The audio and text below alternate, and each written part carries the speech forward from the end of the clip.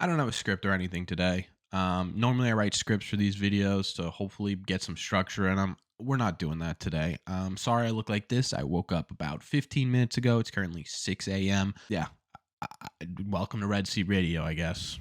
Xander Bogaerts has officially left the Boston Red Sox. If you're watching this morning, he left around midnight to 12:30 last night. He is going to the San Diego Padres for an 11-year, $280 million. Now, that's a pretty insane contract, and we can talk about that in a second. But I just want to take a second and say thank you to Xander, and obviously we'll probably say thank you even more as we go through this video. I have no idea where this thing's going. I don't even know if there are going to be clips or anything in here. This may just be a raw reaction video because I'm super, super upset. I'm not upset about the contract itself. I don't know if the Red Sox were ever going to be able to give Xander Bogaerts 11 years.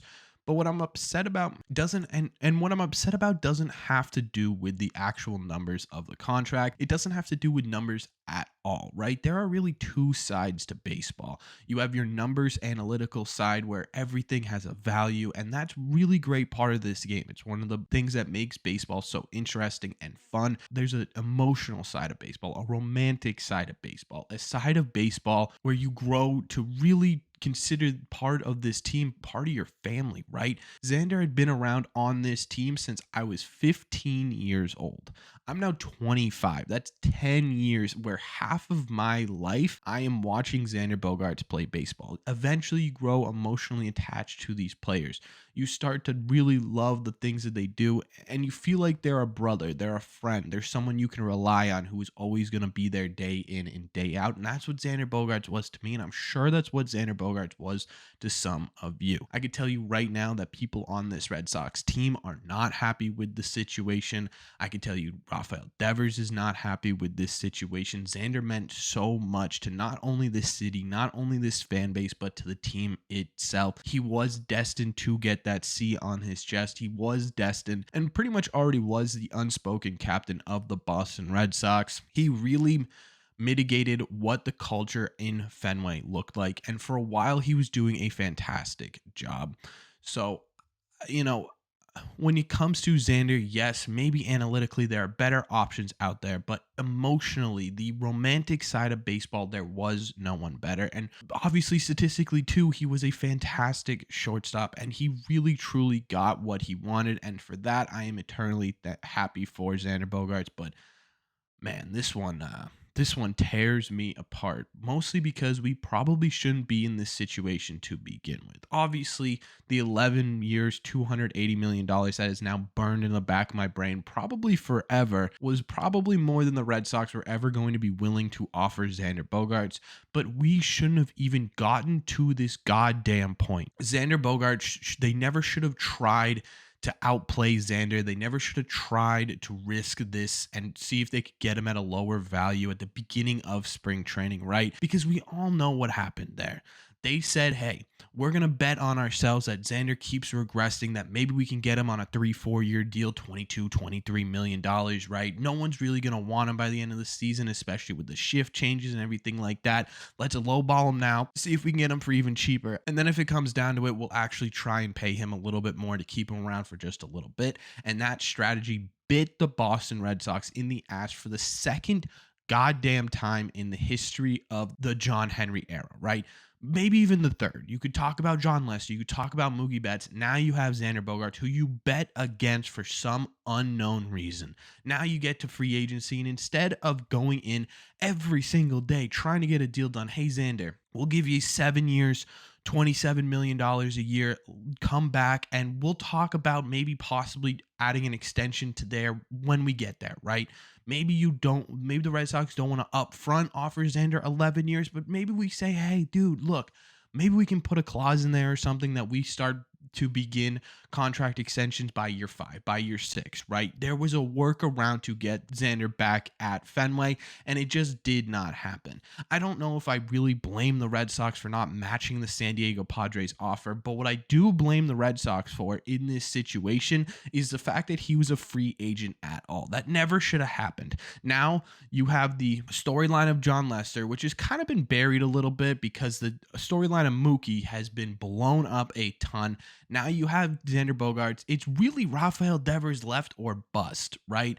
You don't have any other options but to make sure he gets his money and that he's on this team for a while, because because that narrative of the Red Sox will pay anybody except the people that they actually develop is going to be massive. You sign Yoshida the same day you let Xander walk.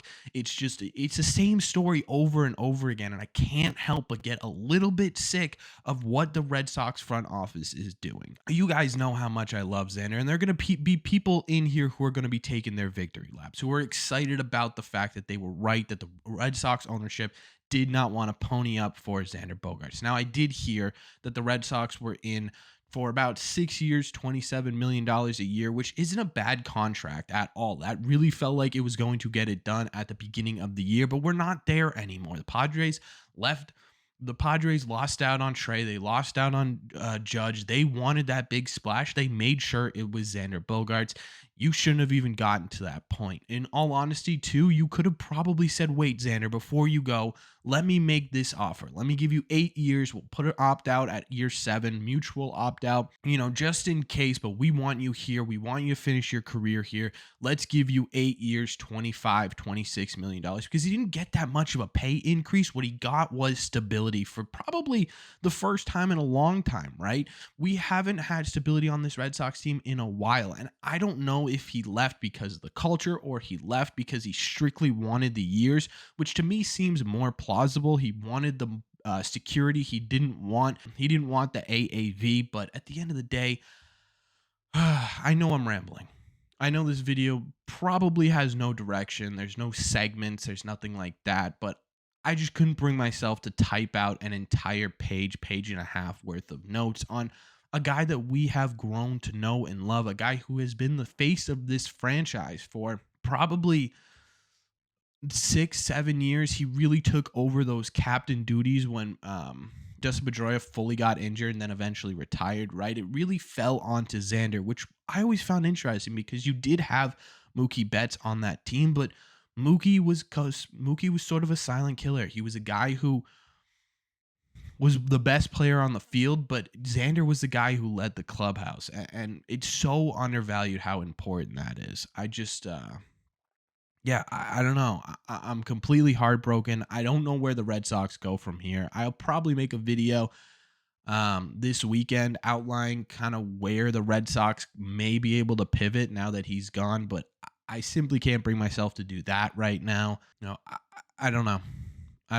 But at the end of the day, yeah, if you're upset, you should be upset. And for those of you who are, I'm sorry. For those of you who are celebrating, congratulations, you were right.